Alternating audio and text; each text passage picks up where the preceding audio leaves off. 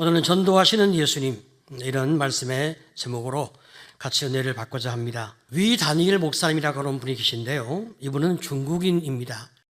중국에서 공산주의 청년단 위원회 서기로서 공산당 과장의 역할을 감당했습니다.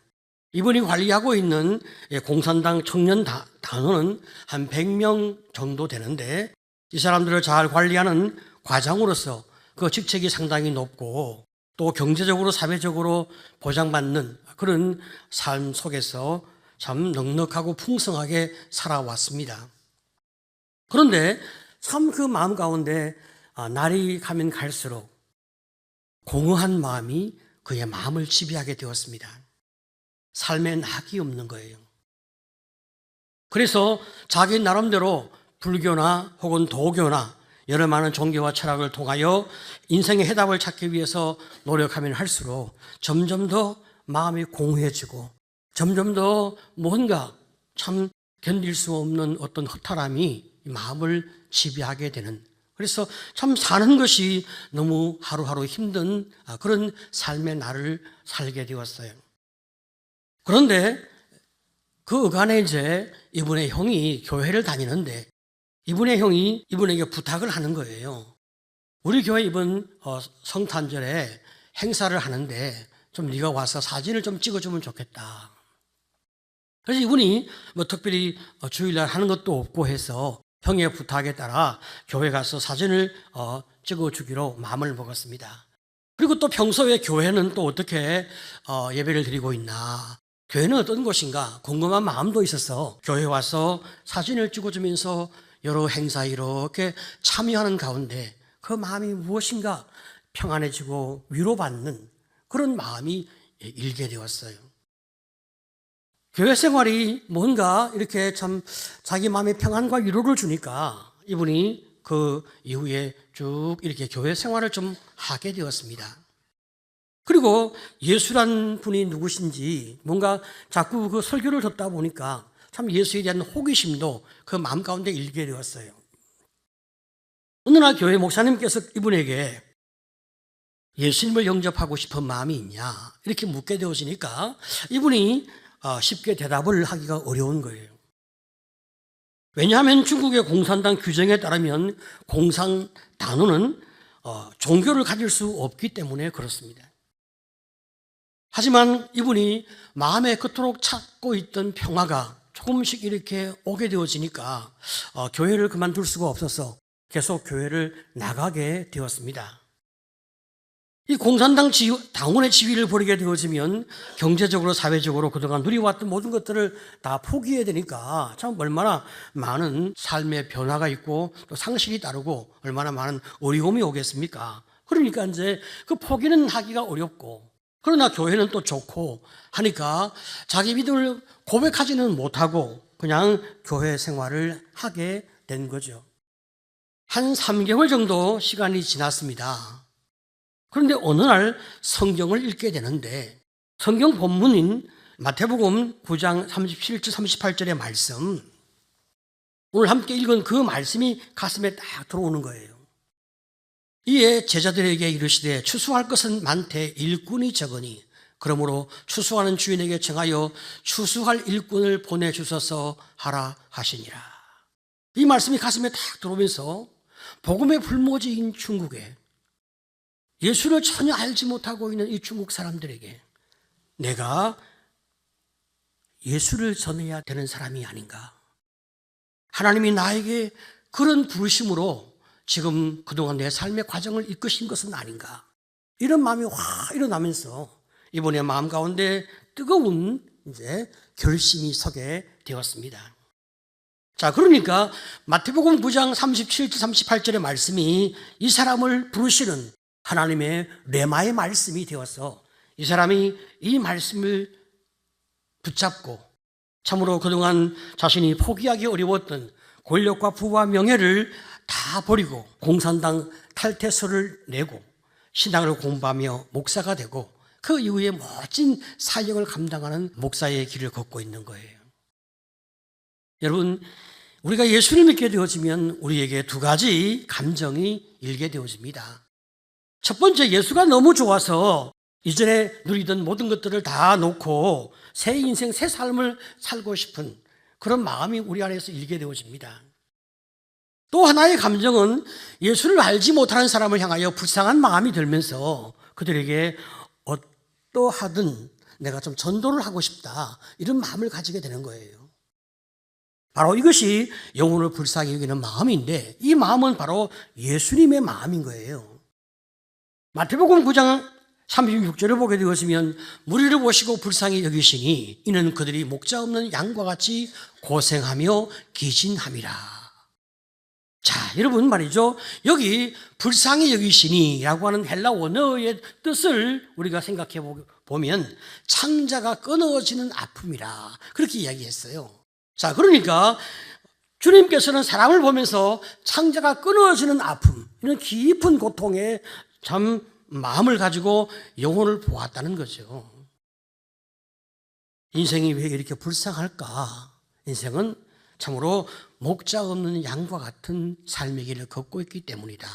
이것이 주님의 진단이었어요. 우리 주님은 이렇게 참 모든 사람을 양처럼, 당신은 목자처럼 그렇게 이제 생각하시며 영혼을 바라보고 있다는 말이죠. 그러면 양은 주로 어떤 삶의 생활에 있을까요?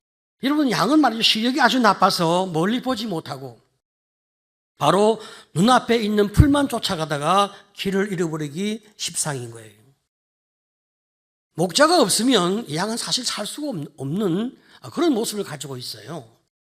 우리 인생이 양처럼 말이죠, 눈에 보이는 쾌락이나 혹은 권력이나 돈을 쫓다가 망하는 경우가 얼마나 많이 있습니까?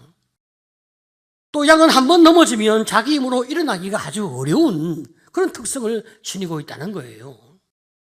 계속 누워있다가 죽을 수도 있지 않겠습니까? 우리 인생도 양처럼 한번 절망하고 좌절하고 낙심해서 넘어지면 자포자기하여 쉽게 일어나기 어려운 거예요.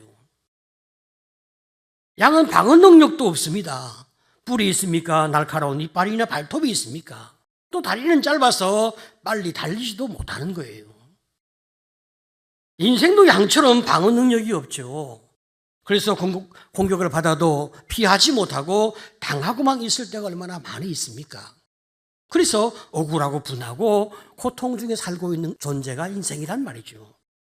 자, 이렇게 인생은 사실 길을 잃은 양처럼 참 많은 어려움과 약함과 어리석음이 있기 때문에 목자가 꼭 필요하단 말이에요. 그런데 정말로 우리를 도와주는 선한 목자는 예수님 한 분밖에 없는 거예요. 그분은 얼마나 선한 목자냐, 우리를 위해서 목숨을 버릴 만큼 우리를 사랑하시는 그런 선한 목자이시다, 그렇게 주님은 말씀하고 있습니다. 양이 목자 없이 살 수 없는 존재인 것처럼 인생도 목자이신 예수 없이는 살 수 없는 존재다. 지금 우리가 성경이 말씀하는 가르침에 대하여 우리는 고개를 끄덕이며 우리 마음에 깊은 공감을 가지게 되는 거죠.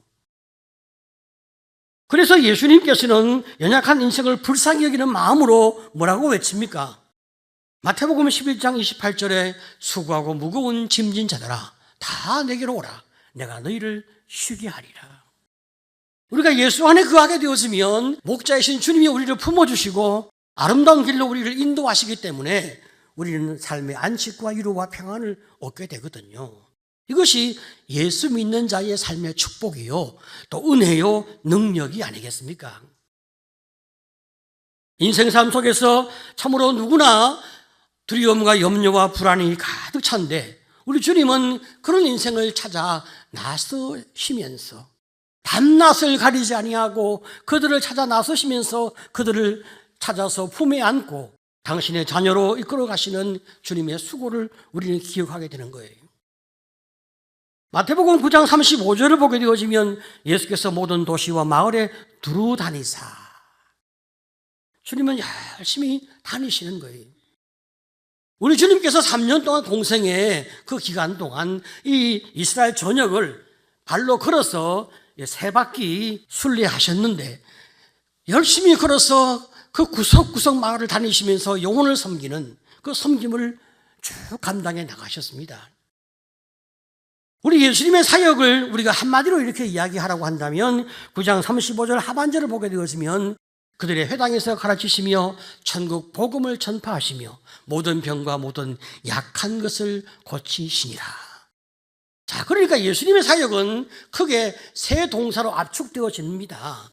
예수님은 어디에서나 말씀을 가르치시고 복음을 전파하시고 그리고 많은 사람의 약한 것, 병든 것 고쳐주시는 사역을 감당하셨죠. 우리 주님의 사역을 우리가 전인적인 사역이라 그렇게 이제 부르게 되는 거죠. 자, 이렇게 우리 주님은 참 가르치고 전파하고 고치시는 사역을 하면서 이 목자 없는 양 같은 그 백성을 돌보는 그 사역을 열심히 해 나가신 거죠. 이 사역에 있어서 제일 중요한 것은 뭐냐? 바로 영적인 사역이었습니다. 그것은 말씀을 가르치고 복음을 전파하는 사역이었습니다. 여러분, 사람에게 있어서 가장 근본적 문제가 경제 문제나 인간관계의 문제가 아니라 영적인 문제란 말이죠. 영적으로 죽은 영혼을 살려내는 것, 바로 그것이 예수님이 하시는 사역의 핵심이란 말입니다. 자, 그래서 주님은 이 사역을 해 나가다가 이제 때때로 필요할 때 육신의 사역을 또 감당해 나가신 거죠. 병든 자 고치고 마음이 약한 자를 일으켜 세우고 굶주린 자를 먹이는 이런 사역을 주님이 감당해 나가셨습니다. 어떨 때는 영적인 필요를 먼저 채워주고 나중에 육적인 필요를 채워주시기도 하셨고, 또 어떤 경우에는 육적인 필요를 먼저 채워주셨고 그 다음에 영적인 필요를 채워주시는, 그때그때 영혼들의 필요에 따라서 필요 중심적인 접근으로 그 영혼을 사랑해내시는 주님의 모습을 보게 됩니다. 그렇지만 가장 중요하고 핵심적 사역의 포인트는 바로 영혼 구원에 있었습니다. 예수님께서는 가난한 사람을 도와주기 위해서 가난한 사람의 친구가 되어 주었고, 그 가난한 사람의 그 어려움을 주님이 풀어주기도 하셨지만, 그러나 이 땅에 있는 모든 가난의 문제를 주님이 다 해결하려고 하지 아니하셨습니다. 그 모든 궁극의 해결은 천국에서 다 이루어지기 때문입니다.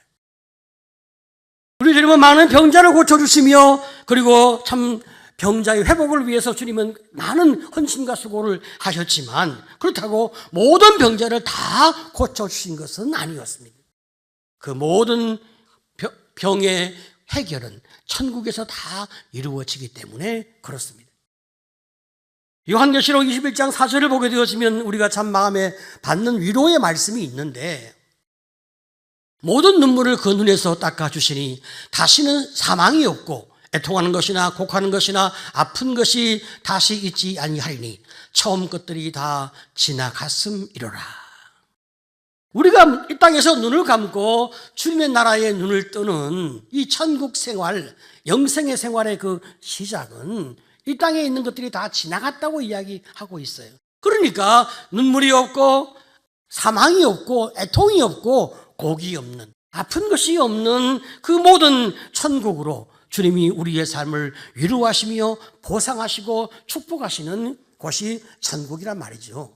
자, 이렇게 하나님이 천국에서 우리를 참 위로하고 보상하시는 그 분명한 그 초점이 있기 때문에 우리는 주님의 그 관점을 보게 되는 거죠.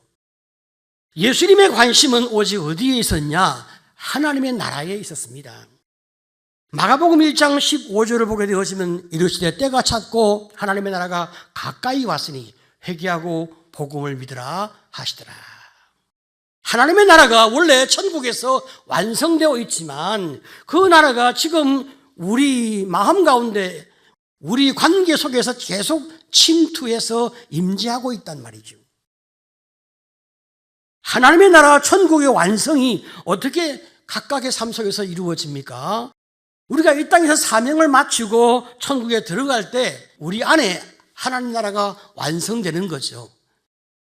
우리가 그 나라에 들어갈 때 이제 우리의 모든 문제가 다 한순간에 해결되어지는 그런 은총을 우리가 입게 되어진단 말이죠. 하지만 우리가 예수를 믿게 되어지는 바로 그 순간에 하나님의 나라가, 천국이 이미 내 마음 가운데 임하게 되거든요.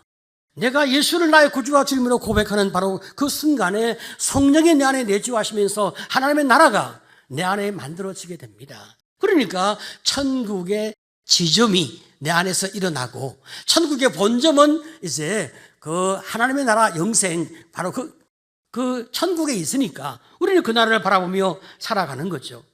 이렇게 내 안에 계신 임재하신 그 성령을 우리가 의지하면서 주님을 바라보고 믿음의 삶을 더 아름답게 살아가려고 노력하면 노력할수록 점점 더 새 피조물의 인생으로서 우리가 성령 충만해지면서 더욱 능력 있는 삶, 더욱 형통한 삶, 참 감동적인 삶을 살아내는 아름다운 축복들이 우리 안에 있게 되어지는 거죠. 이 모든 시작이 어디에서부터 시작되어지냐? 바로 우리가 예수를 나의 구주와 주님으로 고백하는 영혼 구원에서부터 출발되어지기 때문에 우리는 영혼 구원을 향하여 굉장히 많은 수고를 하게 되는 거죠. 자, 그런데 말이죠. 이렇게 영적으로 어둡고 참 힘들고 곤고한 백성이 많이 살고 있는 이때 우리 주님은 뭐라고 말씀하십니까? 지금이 추수기다. 그렇게 이야기를 하고 계신 거예요. 마태복음 9장 37절을 보게 되어지면 이에 제자들에게 이르시되 추수할 것은 많되. 자, 여러분 이 말씀은 좀 사실 해석이 좀 어려운 말씀인 거예요. 지금 본문의 상황과 맥락은 말이죠. 어떻게 전개되어지고 있냐면 그 시대의 사람들이 병들고 약하고 힘들고 목자 없는 양처럼 고생하고 기진하고 있는 그런 맥락이었어요. 그런데 이렇게 인생이 너무나 힘들고 참 삶의 현실은 너무나 어려운데 주님이 뭐라고 말씀하십니까? 야, 추수 때가 되었다. 그렇게 말씀하고 있단 말이죠. 뭐가 논리적으로 좀 잘 맞지 않지 않냐?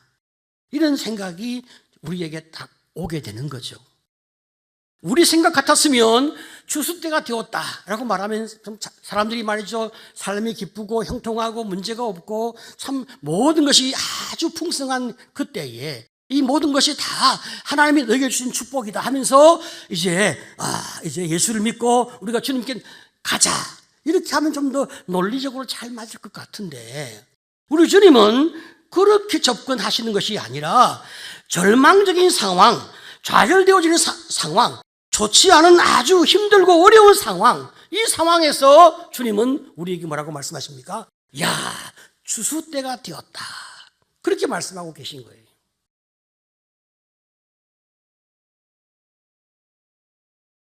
어떻게 이렇게 주님은 접근하고 계실까?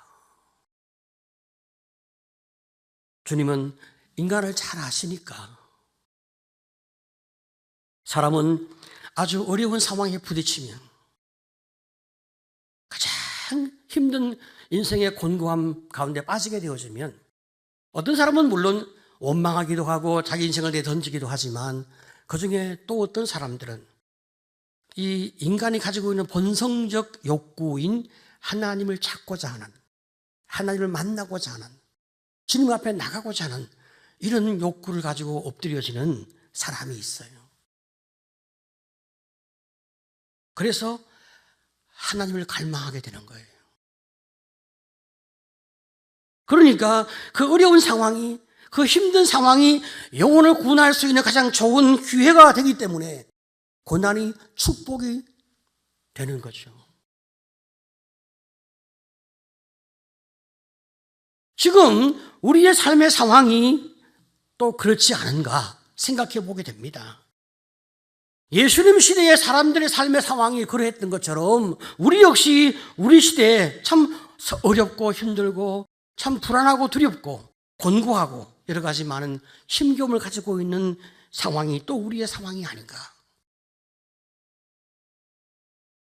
도대체 나라의 현실을 보거나 세계를 바라보거나 그리고 더 나가서 우리의 경제를 바라보거나 우리의 자녀를 바라보거나 또 우리의 건강을 생각하거나 여러 많은 문제를 생각해도 무엇 하나 좀 이렇게 자신감을 가지고 아무 문제 없을 거다 그렇게 말하기 어려운 참 걱정과 염려와 두려움과 불안이 우리 마음을 이렇게 참 흔들고 있단 말이죠.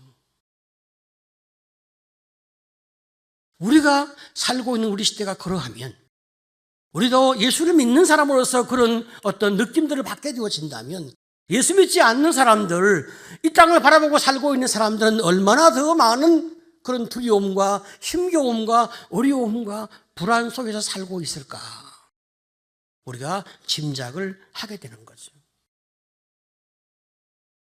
그래서 우리가 더 그 영혼들을 바라보고 그 마음의 이면을 바라보고 그들을 위로하고 주께로 이끌어내기 위해서 우리가 전도에 관심을 가지게 되고 영혼을 양육하는 수고에 관심을 가지게 되어진단 말이죠.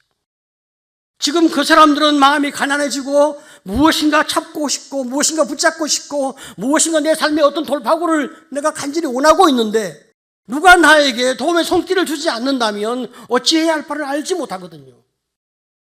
그때 만약 이단들이 그 사람들에게 접근한다면 얼마나 쉽게 넘어지겠습니까?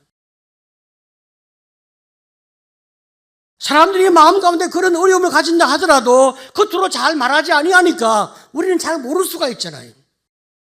그러니까 우리가 건드려보고 확인해보고 물어보고 찔러보고 이렇게 해서 지금 그 사람의 상태가 어떤지 우리가 확인하는 이 전도 방법이 우리가 지금 달걀 전도도 하고 여러 가지 방법으로 지금 수고를 하고 있잖아요. 이 영혼이 지금 주님께 돌아올 수 있는 순간인가, 우리가 더 기도하고 기다려야 할 순간인가, 우리가 확인하면서 그들을 사랑해 보려고 애쓰는 그런 우리의 중심의 진실을 가지고 다가설 때 하나님이 아시고 그 영혼이 알게 되거든요.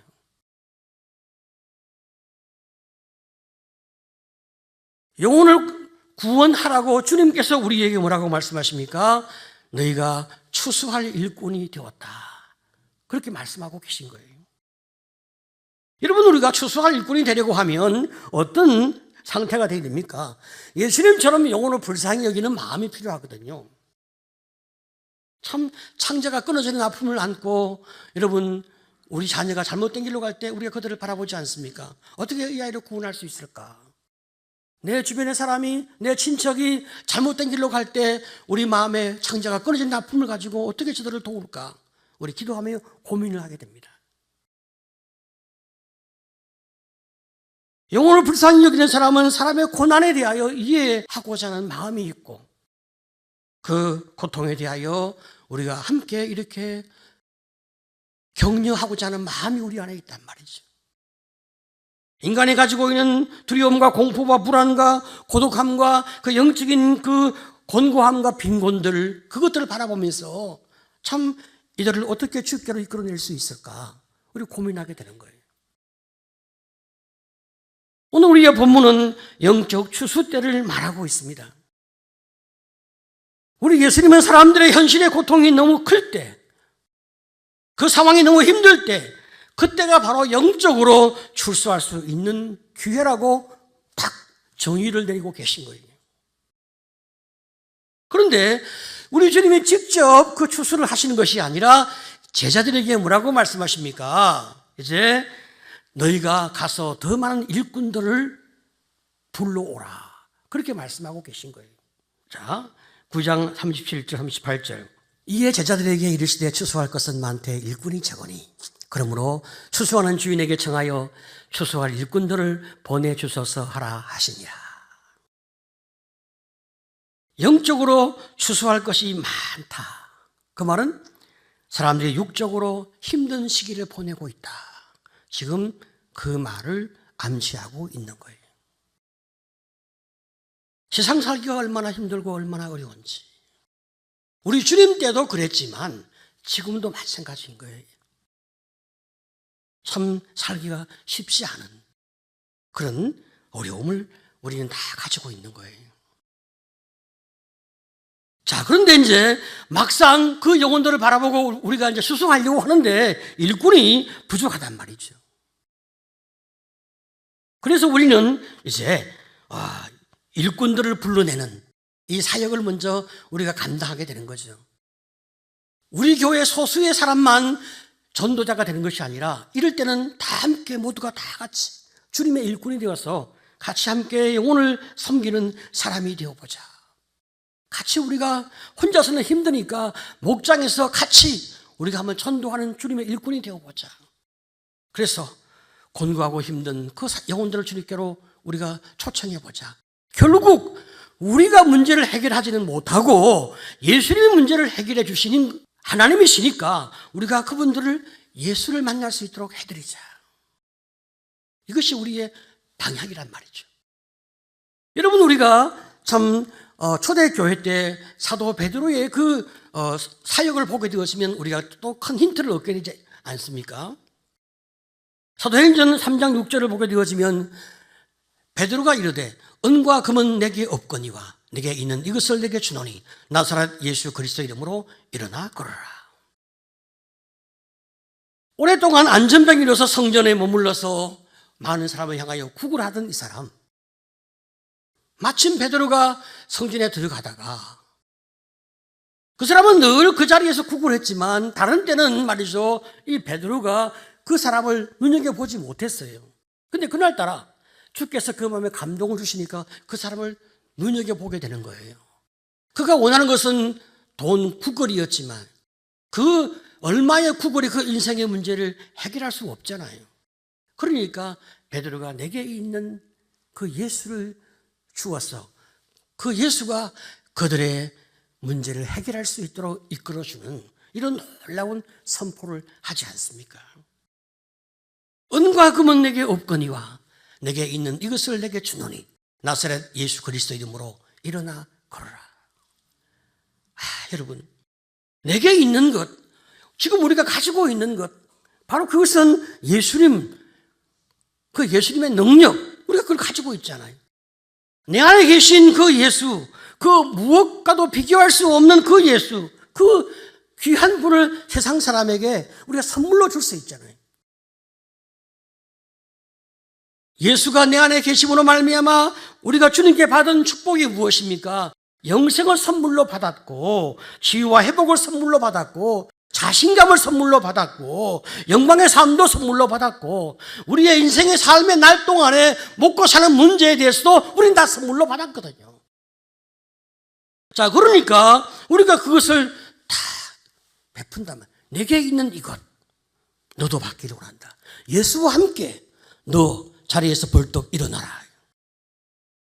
바로 이것이 일꾼이 선포하는 사역이고 일꾼이 영혼을 책임지는 사역이란 말이죠. 어떤 목사님께서 이제 다른 교회 집회를 하러 가셨는데 이분이 이제 여름날 이제 집회를 하게 되어서 많은 성도들이 더워서 반팔이나 티를 입고 이제 이렇게 예배에 참석하고 있는 그 상황이었거든요. 근데 앞에 앉아 계신 어떤 아주 건장한 어떤 남성이 이제 반팔을 입고 열심히 말씀을 듣고 있는데 아멘 아멘 이렇게 소리를 지르니까 목사님이 그 사람에게 이렇게 눈여겨보게 되는 거죠. 근데 막 팔뚝에 막 문신이 막 가득해 그냥 근육이 왁부락한데 그냥 보통 사람이 아니야. 옛날에 뭘 좀 했을 것 같아.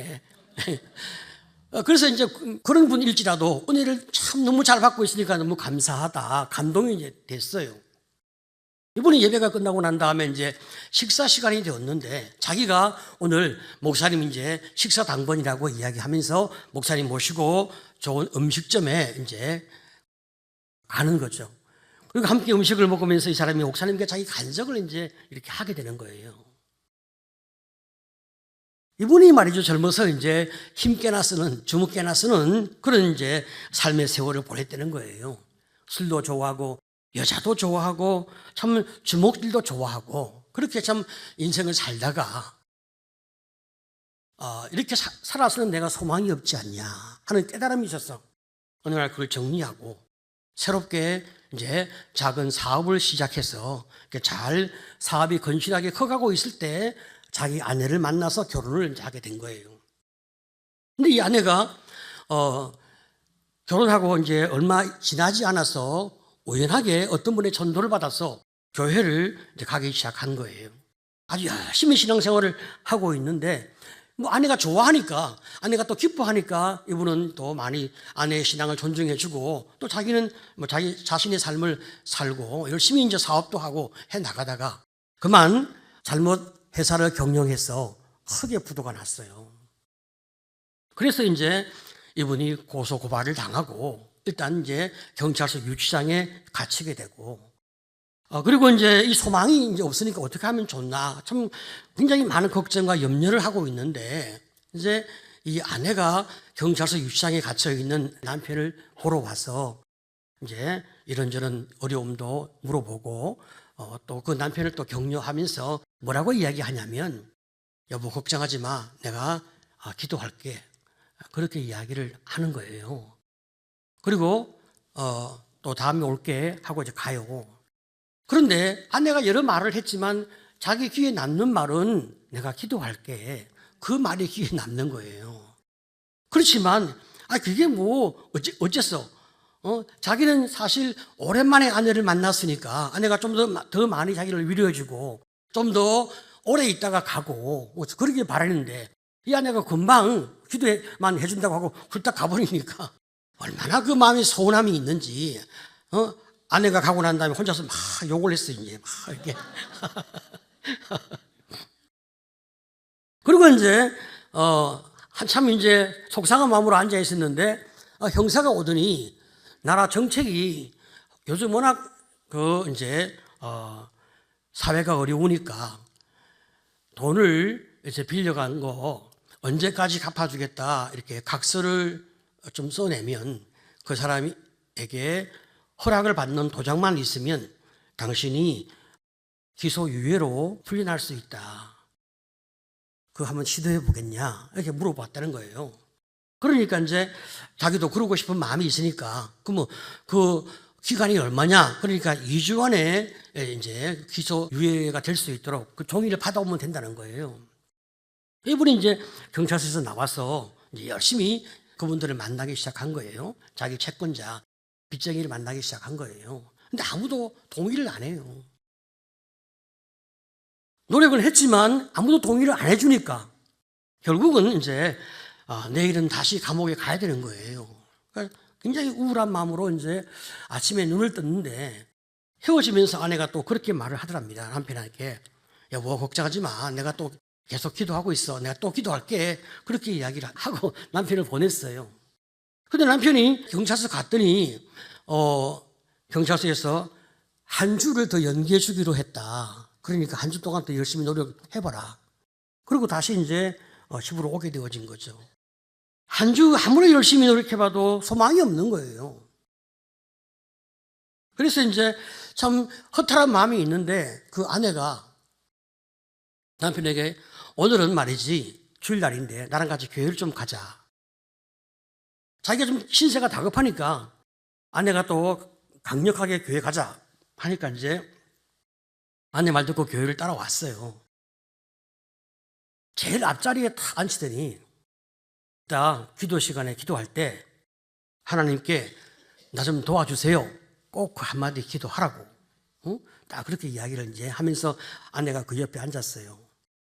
그리고 이제 말씀도 듣고 이제 기도하는 시간이 됐는데 이제 아내가 통성기도 시간에 당신 하나님께 꼭 도와주세요. 기도해.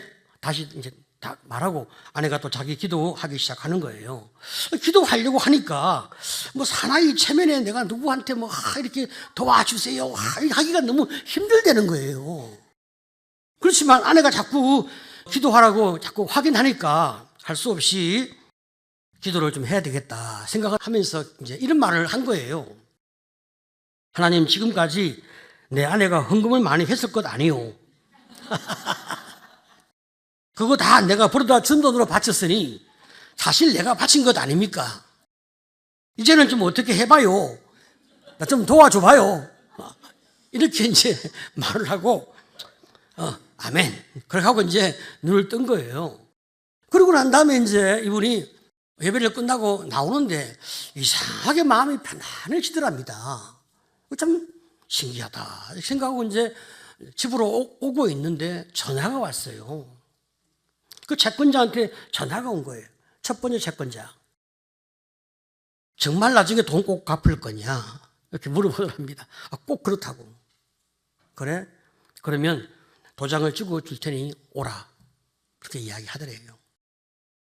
그 사람한테 가는데 또 두 번째 채권자가 또 전화를 해서 제일 큰 채권자가 세 사람이었는데 세 사람이 다 전화를 하고 자기한테 확인을 받고 도장을 다 찍어주겠다고 이야기한 거예요.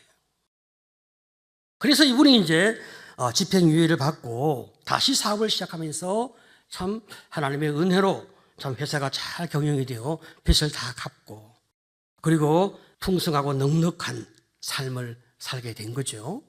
그리고 이분이 이제 그 목사님께 간증하기를 내 힘으로 해결하려고 할 때 아무것도 되지 않았습니다. 그런데 내 약함을 인정하고 하나님을 의지하기 시작할 때 하나님이 나에게 은혜를 베푸셨습니다.